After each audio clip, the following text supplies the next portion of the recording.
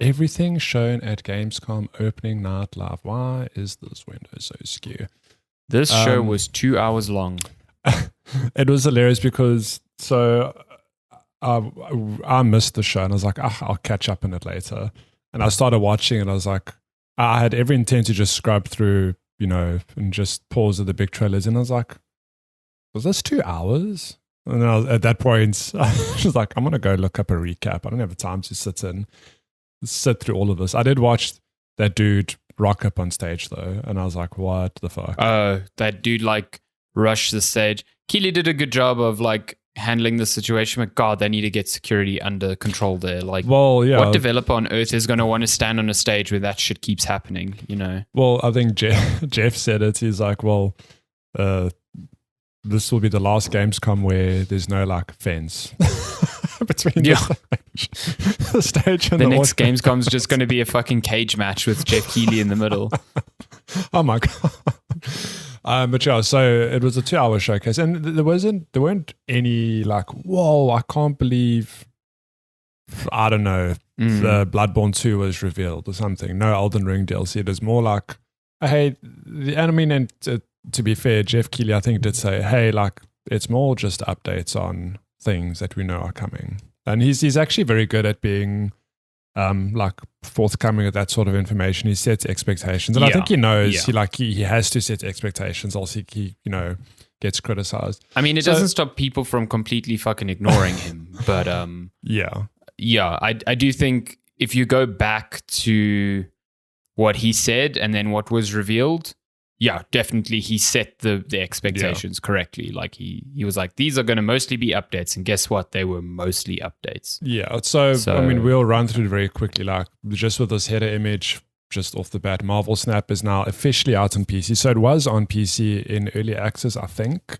Now it's officially launched. Did you watch this trailer? Okay. Yeah, it was so sick. It was very cool. I'm like, damn. Such great animation. Yeah, very cool.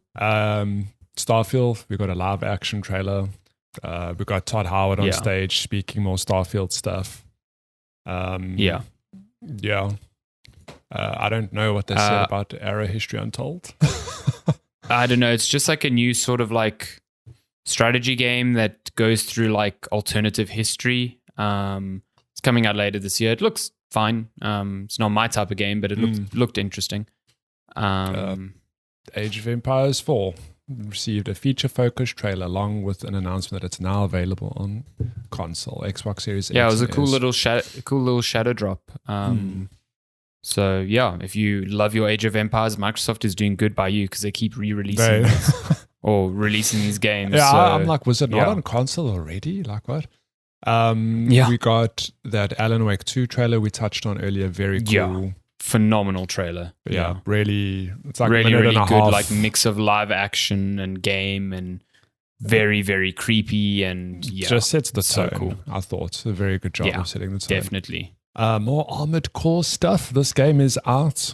If you it's a From Software mech porn. From what I've heard, it's really good. All I've seen on Twitter is people going yo, look at my mech, and it's like, I'm looking at Transformers with these multicolored parts. Yeah, there's some weird as shit mix, man. I love it. I it's can't wait so to play cool. that. We got an update. What is that whole thing in Dark Souls? It's Fashion Souls. Fashion Souls. Yeah, I know we've got mech. You've got Catwalk Core or something. I don't know. What's funny is that Andy Cortez, he loves what's it called? Gundams. Greg always gives him shits about, Gundams. It's a fucking nerd. This game was made for him. It's the From Software game with Gundams. I actually feel bad for Darren because he kind of wants to get into this game, but he's like, wait a minute, I'm reading that the boss fights are hard. I'm like, yes, it is a From Software game. Yeah. And that is a complete turn off to Darren. So I feel bad that he can't. He could buy the game and just play around with mech customization. I mean, if it's on PC, surely there'll be a mod for difficulty. That is true. I don't know. You could just you could just hack that game wide open and just turn down the difficulty to 0. Yeah. Or give yourself an attack of 1 billion shot. and just one shot. bosses. Why stop at 1 million? Not even 10 million, just 1 billion. Yeah, exactly. You just breathe and the boss dies. Oh my God. You just walk forward and the boss is like, my weakness. We got another trailer for Assassin's Creed Mirage, which, again, we'll see what this game looks like when it launches. I think we got I do like that this trailer was fully voiced in Arabic. Yeah, very cool. That's a neat addition. Yeah. I'm sure a lot of people are going to appreciate playing it that way. So. Yeah. I mean, I think, will that be a language option, surely? Yeah. I mean, with games like that, I'm almost inclined, like, I'll play it in Arabic with subtitles. Exactly, because it's more authentic to the experience, Black Myth Wukong, I think, got a release date, if I'm not mistaken, or did I imagine that? I think I imagined that. Damn it. No. Okay. Yeah. It was just like new gameplay. This game looks good. It still looks very good, very but pretty. Boy, it's long in the tooth now. It needs to get on with it. Like, Modern Warfare 3 trailer. This trailer, man. The Crew Motorfest with key art that looks very much like it's fresh out of Forza. This actually looks pretty decent. I won't lie. Like I think the Crew's been struggling to find its own identity in amongst like Forza Horizon, but this Motorfest looks pretty neat. Yeah, and it's out soon, September 14th. So I mean, if you like cars, there's a new game coming with cars. Yeah, I love cars. Vroom vroom. Do you drive a car? This game's made for you. Absolutely, every day of my life. Oh my God. Crimson Desert. Okay. I think this is the game that. Is it? There was one game that was shown off where people were like, "This is every type of game ever made, all in one game," and I think it was this one. Like, it just showed off the most jarring like changes between game mechanics. So yeah, I don't know. The action. It's an upcoming action RPG. Nice. Also, you can pet a dog and carry a sheep. Well, game of the year right there. Cyberpunk 2077 Phantom Liberty, we got another trailer, which, as you mentioned earlier, it just gave a closer look at how things are being revamped completely. And what's quite nice is that if you have no interest in the expansion for whatever reason, you are going to get like gameplay 2.0 regardless. Yes, yeah. The mechanics, I think that's quite important. Yeah. So you will get the overhauled perk system and, a lot of other updates. You just obviously won't get Phantom Liberty. But the actual trailer and also like any exclusive weapons and vehicles that come with Phantom Liberty. Yeah. I'm keen to play this. Like, I know you didn't vibe with Cyberpunk when it launched, but I enjoyed my time with the game, and that was literally like in month 1, and a lot has changed since then. Like, I know even pre this update, they've done a lot of changes. So I'm very keen to just like, I've been kind of waiting for this update to jump back in, because I'm like, if they're going to overhaul the entire perk system, like, I might as well just wait for that. You know, that's a big change. Yeah, so. and it's cool because I'm going to treat it sort of like a pseudo sequel. I'm not going to replay Cyberpunk now. I think I'm literally just going to pick up where I left off and just play the expansion, for better or for worse. I do like the spy espionage vibes of Phantom Liberty. I think it's a really cool mix with the like setting of Cyberpunk. So yeah, it'll be cool. Dustborn. The dialogue in this trailer turned me off so much. It was just so like, I did not watch this trailer. What is just this? Felt like it was trying super hard to be funny, and I just did not click with it at all. Image right here makes me think Saints Row immediately. This is the game that is published by Quantic Dream. That one that you saw during E3, and you're like, did that say Quantic Dream? Oh no, that was a different one. That was like an ocean one. There was an ocean one, yeah. Yeah, that was a different. But this is, again, published by Quantic Dream. So, my goodness. We got a new trailer for Diablo. Diablo of Blood, which is just the second latest season. A new Genshin Impact trailer. If you're out here for more gacha shenanigans, don't worry, Genshin Impact's got you with stuff. Wait, hang on. This isn't a gameplay update. This is Genshin Impact's beloved. I think it's advertising their concert. An actual concert. Nice. Yeah. Grand Blue Fantasy Relink. cool. The JRPG more RPG. received a new trailer. My God, okay, we're going to have to speed through these. Expeditions, a Mud Runner game. Oh my God, this is from the same people just the new did SnowRunner and Mud Runner, yeah. Amazing. SnowRunner is this like weird game. Exploration-focused game. Yeah. SnowRunner is like this very niche game that I know a lot of people play. I like so many people play. So many popular, people. I'm like, but it's a game about driving trucks and transporting stuff. It's like, yeah, people love that shit. People are into it. The First Descendants, an upcoming sci-fi looter shooter. I did not watch this trailer. Cool. Fort Solis, which is out today, saw Troy Baker, Juliette Brown, and Roger Clark hit the stage to tell a story about Troy Baker's. Oh my God, the segment was so fucking weird. Oh yeah, it was like some scripted jokes between Troy Baker and Roger Clark. Roger Clark's the voice actor of Arthur Morgan in Red Dead Redemption 2. Nice. And I don't know, they were just making like butt jokes. It was weird. It was so. Even Jeff Keighley just like stepped in and was like, let's watch the trailer. I love. There was. We'll get to it as well, but what's his face when he got on stage and Zack Snyder when he showed Rebel Moon. There was that. Yes. I watched that segment, and when he started rambling off, Jeff Keighley's like, he's like injects. Yeah, he's like, stop. Yeah. So anyways, like, Keighley's good at his job. He is, but I just laugh because I'm like, shame this poor dude. Because I'm sure he invites these people on. He's like, he doesn't actually know how to go. He's like, cool, I've got Zack Snyder on for 5 minutes. We're gonna just talk. He has to like keep things under control. I'm like, man, like, hey Zach, just come on and introduce Rebel Moon. Zach's like, no, I'm gonna introduce you to the lore of Rebel Moon. Yeah. Honkai Star Rail. Is this the other game from the Genshin peeps?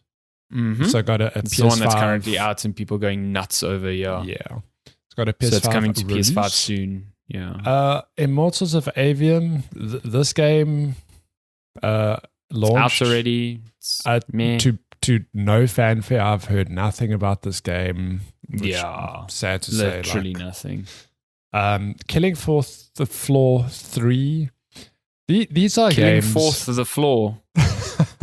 These are games I know I'd enjoy. I've not played Killing Floor 1. Aren't they like Left 4 Dead? 2. Yeah. There's Killing Floor 1 and 2. I've not played Vermintide. Like, I'd love these games and I should play them. And I don't know. But I'll be dead honest, when I saw this trailer, I was like, oh my God, is this Quake? Because there's all these rumors that it is working on a new Quake. And I was like, I'd love that. Wow. The Last Epoch? Epoche? New ARPG? Nice. Little Nightmares 3. This was a weird one because, like, firstly, did not expect this to be announced, but apparently it was announced like 3 months ago. Right. Didn't know that. I have no idea. It's coming out next year, but it's also not the same studio. So Kotaku's got it wrong here. They say Tarsier Studios. That's not true. It's Supermassive Games now. Now, just remind me, what have they done? Supermassive Games. Until Dawn. Okay, they're the Until Dawn people. Okay. Dark, cool. Those ones, okay. yeah. No, I was just thinking, like, do I have it right? Cool. I've played Little Nightmares 1. I really enjoyed it. I've not played the second one. But why though. change the developer 2 games in? Like, I don't know. Just a bit of a strange, anyway. Lords of the Fallen? Which, as you touched on earlier, looks good. Looks interesting. Looks good. Marvel Snap. Looks way better than I thought it would. Yeah. Marvel Snap officially on PC. If you've not seen this cinematic, go watch it. It's 1.5 minutes of anime nonsense. It's great. A new Mortal Kombat 1 trailer, which I think revealed Sindel and General Khan. I was like, oh, cool. Yes. Nice. Sindel killed people with her hair. Holy shit. You know what? Hats off to Netheron, because when I think they can't get more brutal, they do. I'm just like... Sure, yeah. My goodness. Have you seen her one fatality? Nightingale? Yes. It's... Yeah, her fatality at the end was crazy. It was... Yeah. Nightingale. This game card-based is so strange. Wow. It's so strange. I started watching this and I was like, okay, survival game in a sort of like steampunk thing, and then there were monsters and fantasy. I was like, okay. What's going and then on there here? was like survival combat, and I was like, okay. And then there's magic, and then there's cards. What the heck? And I was just like, I don't understand what this game is anymore. That's a lot. There's also like multiplayer. There's like base building. There's my God, it's a lot. There's a lot happening here. I don't know to tell you. Payday 3, cool. Cool. Nice. Sonic Frontiers: The Final Horizon. Okay, you got to explain something to me. Why is Mr. Eggman on the team with Sonic? Because if I recall the ending, they like made peace. What? I laughed though because this is one of the segments I actually did watch, and it's like, yay, Sonic, and everyone is like, yay. Listen, Sonic Frontiers is not a fantastic Sonic game, but it's not as bad as everyone else. It's not. It's not as bad as everyone has made it out to be. I think it's a good foundation for. Can what I play as could Dr. be. Eggman? I don't know. I can't remember. Is his name Dr. Eggman? It's Dr. Eggman. It's Jim Carrey. Sonic Superstars. It's Jim Carrey. Got an actual release date. Hang on. I don't think this was in the trailer, but where did I read that it's got a release date now of October or something? I think you're right. That does sound right. That's coming. Stormgate. Stormgate, also known as StarCraft 4. StarCraft 4. 3, yeah, this is some veterans at Blizzard / the StarCraft team. Literally looks like StarCraft. Looks like StarCraft. Rebel Moon, a Netflix movie made by old Zack Snyder, which is now coming out in 2 parts. One in December, one in April, I think. This trailer had so much going on. Holy shit. Netflix Star Wars. Apparently, who was telling us? Kervin said that this was actually Zack Snyder had a pitch for a Star Wars film, and Disney was like, "Thank you, but no, thank you." And he was like, "Okay, well, I'll make it anyway."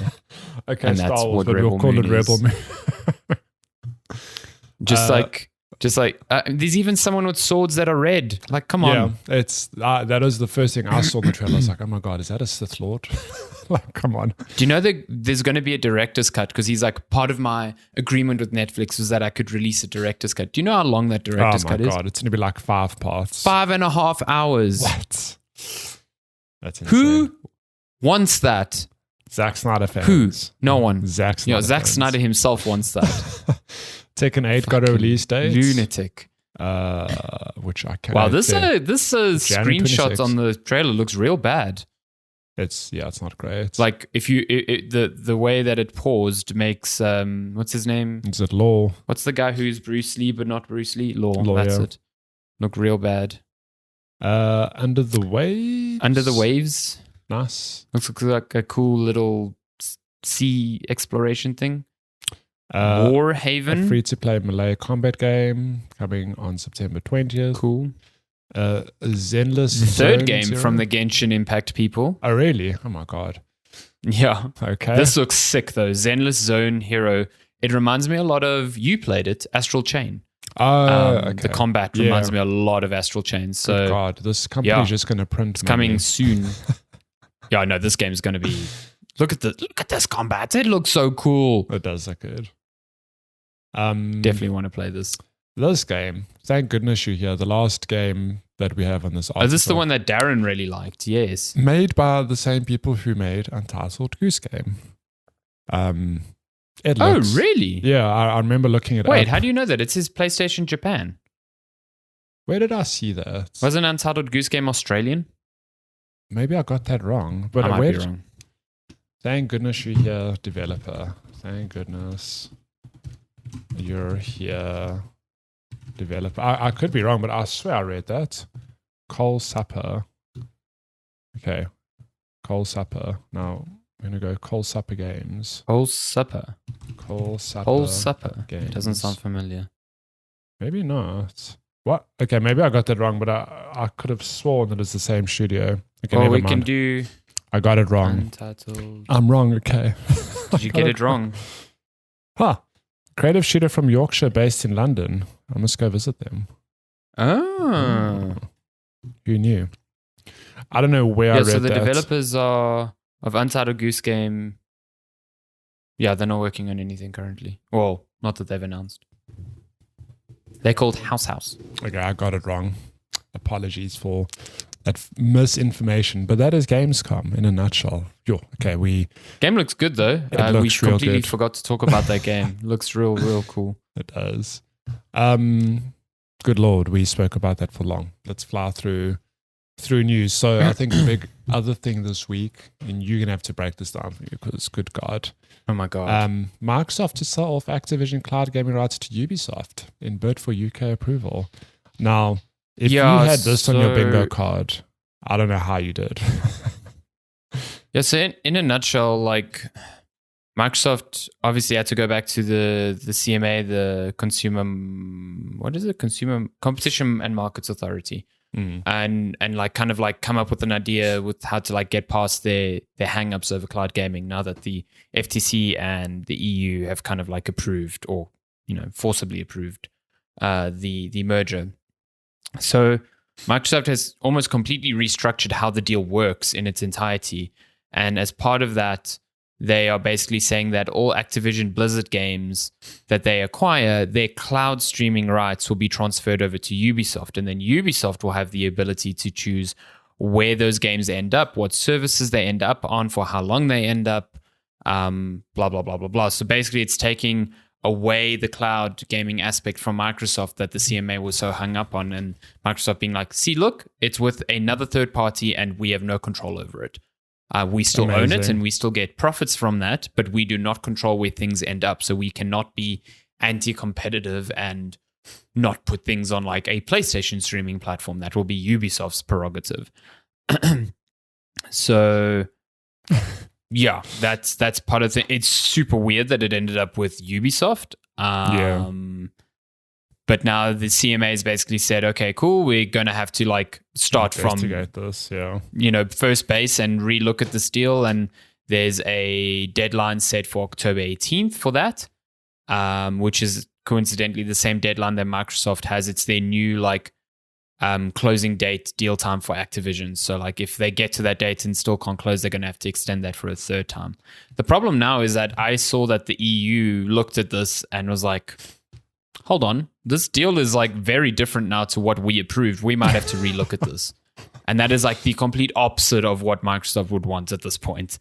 Yeah. So they haven't said one way or the other whether it's going to happen, but that's the gist of it. I think that this is going to appease the UK. Like, what else can they be worried about? If they come up with something else now that's not cloud related, it will be almost like, well, why didn't this come up the first time? So hopefully this fucking ends soon. Just please put us out of our misery. Yeah. Cool. That's your week. We back with your weekly Microsoft updates. They were gone for a while, but they're back now. This is some sad news here. An update on the state of BioWare. So BioWare working on I presume the very early stages of a new Mass Effect, but working on Dragon Age. Is it Dread? What's it called? Dreadwolf. They put out a whole PR thing of they're restructuring and they're going to become more agile and a more focused studio, and in small print, we are cutting 50 people's jobs. Which doesn't sound like a lot until you contextualize that figure with the fact that BioWare only had 250 employees. So it is literally like 20% of their workforce. Yeah. Oh. Which is, they also cut ties with the playtesting contractor who was unionizing. So that's real fucking cool like of them. Like, it's such a weird thing because this press release is like, it is very much what you'd expect. You're not going to go like, hey, we cut 50 jobs. Hey, it's like they framed it like, no, we, in order to, remain sustainable and blah, blah, blah, like we're restructuring and just cutting 50 people's jobs. So very sad for them. I don't know how this affects. I know good old Jeff Grubb was saying on a Games Mess morning stream earlier this week that Dragon Age Dreadwolf was originally envisioned to release this year. End of this year. Yeah.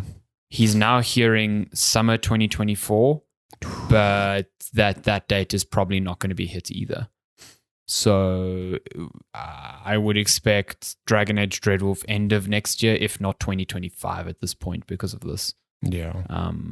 BioWare is just not what they used to be. Like they are so far from it. It's like they don't have that same amount of cachet or so it's kind of sad because they have made some of my favorite games of all time. Like I love Mass Effect, but I'm barely getting excited for a new one because like they can hardly get out of Dragon Age out the door in time. So yeah, bummer.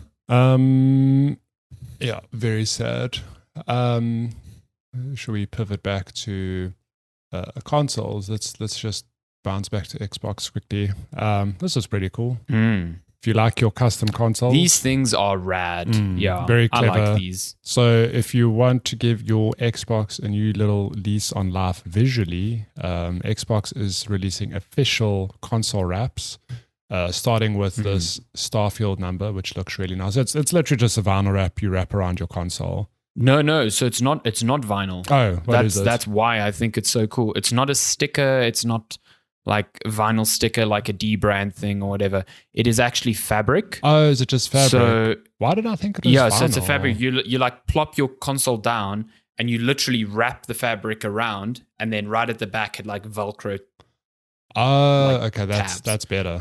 But because it's so like perfectly sized for the dimensions, I saw a lot of people at Gamescom who got to see this in person being like, you cannot tell the difference between this and like a special edition console where it's printed on. It's like so perfectly That's fitted. Very cool. I don't know where I got so it means you can take it off whenever you want. Yeah, like you can remove it. Yeah. Cool. So it's really cool. Really. So there's really cool. There's a Starfield one. There's two camo ones. If you want to make your console I like the Starfield one a lot. I think it looks really nice. I also think the Starfield one's like $50, and then the camo ones are like $40 or something like that. I think you're right. It's 50 and then 45 for the camo ones. What's cool about this is that, like, I've been wondering where limited edition consoles are this generation because we've just not had them really. I think this is a very cool middle ground where, because like if I'm a big Starfield fan, I don't necessarily want to buy a whole brand new damn console. You'll get people who will, 100%. Absolutely. But this is like a fair middle ground where I can go, oh, you know what? I like Starfield. I really love the look of this wrap. I'm just going to buy this a lot cheaper. And like you said, you hit the nail on the head there. It's like more people will be inclined to buy these things over a brand new console. So in long term, like your revenue would probably be higher. Yeah. On these things, and people will be more inclined to like double dip on like, oh, I like the Starfield one, and then a year later, like Hellblade 2 one comes out, and they're like, shit, I like that one too. And now that it's easy to interchange between the two, like there's incentive to buy them, just like the faceplates were on the Xbox 360. Like people owned multiple of them because they were just like accessorizing their Xbox whenever they felt like it. So it's very smart. It's like Nintendo's Joy-Con approach. Like it's almost the exact same thing. But now, hear me out. This isn't inside information. I've not heard of this from anyone at Xbox. But can you imagine a design lab for vinyl, of not vinyls? God, send a picture of your cat. No, and get that made into even an just Xbox a thing wrap. of like a design lab where they say, cool, like choose your color, choose your pattern, choose whatever, and they'll custom send you. They'll print money. That would be sick. That would be sick. Again, because people want to have clear, like distinct. This isn't some inside information. This is me just thinking. In case anyone goes, it's definitely inside information. He works at Xbox. This is a leak. You should phone Phil Spencer right now and pitch this. We'll just get him on speed dial. Hey Phil, it's your boy. Yeah, Phil, you're on Checkpoint Chat. We got this great idea. So Xbox doing very smart moves. Who's not doing smart moves, I think, is PlayStation, who've revealed the price of their the remote play dedicated service, the PlayStation Portal remote play. Oh wait, yeah, that is right. The remote, is it called? Yeah, PlayStation Portal. This thing is coming out, and you think, okay, that's cool. It's a handheld that will link directly to my PlayStation until you read that it's Wi-Fi only, and you think, why does this exist? Yeah. And why is it $200? Yeah. I don't know. I've ranted about this ever since we First saw it. The initial like design for it, and like details came out, and turns out all those details are correct. I don't necessarily know who this is for. I know that there are people who envision like a purpose in this, in like playing PlayStation in bed, or they have kids, so it's an easier way to like pick up a game, or they share a single TV. And my argument to that is always like, you have been able to do this for years. Like, if the need has been so great that you see this and go, man, this is filling a hole in my life. That hole never existed, because remote play of this nature has existed since PS4. Yeah. And it has been on PS5, and they've been dedicated controllers that have come out that have made this so easy with your phone. And the only argument there is like, oh, well, sometimes I need my phone as well without, having to have that as a gaming device. And that's fair. But like $200 for this is... it's cheaper than I thought it would be, but it's crazy. My thing is that it's too niche. It's like such a niche thing to be beating a drum about. It's like, I don't know. What was also strange is I think you pointed out that you cannot use like Bluetooth earphones with this thing. It has to be... Yeah, that is such a fucking bananas decision. Yeah. Like, it's like, cool, you can't use wireless audio. The only wireless audio you can use is through our Pulse Elite and Pulse Explore earphones, the two new things they announced that use this new like codec called PlayStation Link for like latency or whatever. But like the earphones, the earbuds, for example, are the same price as the Portal. So you're now $400 all in if you want wireless connectivity. So yeah, listen, I don't know. It was such a weird thing. Like, they were hands-ons. They were like, oh, the PlayStation Portal can turn on your PlayStation 5 remotely. It's like, your phone can do that. Like, it's not new. Amazing. I don't understand. Also, like, where... What can I ask? Why is that a feature to get excited about?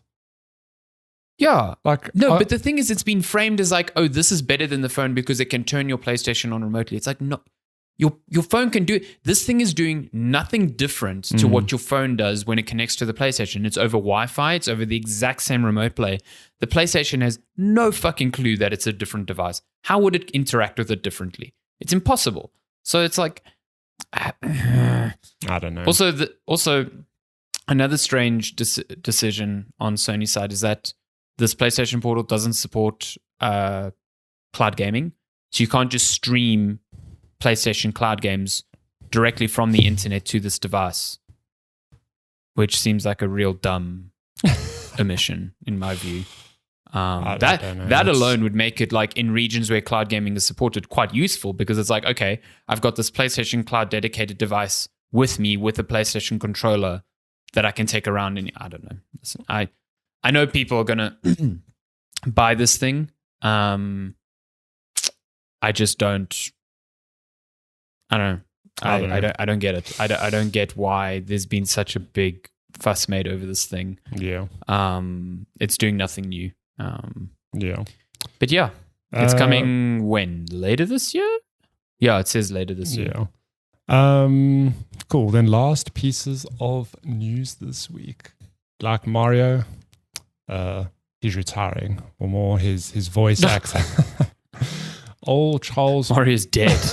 R.I.P. Charles Martinet, who has voiced Mario for like literally since the beginning, is retiring for all intents and purposes. So Nintendo just put out a tweet or a statement basically saying Charles Martinet has been the original voice of Mario in Nintendo games for a long time, as far back as Super Mario 64. He's now moving on to... So he's not leaving Mario entirely. He's moving to a brand new role of Mario Ambassador, which means he'll still do Mario stuff, but he's stepping away from recording the voices for the games. And he'll continue to travel the world, sharing the joy of Mario and interacting with you all. So it's very sad. But like, I think you mentioned before we started recording, he's also old. He's 67. Like, he's been doing this a long time. I mean, he's not completely putting it to bed. He's still going to travel, which I imagine is a very nice perk. Nintendo says, yo, we're flying you out to whatever. You'll still pay to do it. So, yeah, and he's a cool dude. We've met him. Good for him. Very nice guy, yeah. Super, super nice guy. This comes after like people, I don't know, people started noticing when the first trailer for Super Mario Wonder came out. They're like, sounds different. There's something not super right here with Mario's voice. And that is amazing. Like a lot of people waved it off as like, turns out, Charles Martinet is not in Super Mario Wonder. That is like the first game he's not appearing in. So, but I'll take my hat off to you if you can tell the Wahoos apart. Yeah, no, if you can, because that voice is very similar. Like now that you go in there with the knowledge of it not being him, you can kind of hear it. Yeah. But without knowing that, I don't think I would have made that conclusion. Like, I don't think I would have arrived there. Yeah, it's weird that they say that there's going to be a video message from Shigeru Miyamoto and Charles Martinet at a later time, like as if this was going to be leaked, or reported on, and they wanted to get out ahead of it. Yeah. But yeah, I think he's done his dues. He's done a really great job. And remember, he's not just Mario. He voices like a bunch of characters. Like, so I wonder if they're going to get individual people to fill all those roles where, Charles Martinet was filling like 8-9 characters alone. Every Mario game, he steps into the recording studio for like an hour and he goes, Wahoo, Mamma Mia. And that's it. Does Luigi's voice, does Toad's voice, does Waluigi's voice? Yeah, all of those. Yeah. And then good luck to him. Last piece of news this week, confirmation that Kojima is in fact immortal, because this man is 60 years old and he, I could not believe this. Happy birthday, Kojima. Posted a tweet of himself having a fabulous time on his 60th birthday. Look at him. And you look at this picture and you wonder, how is this dude 60?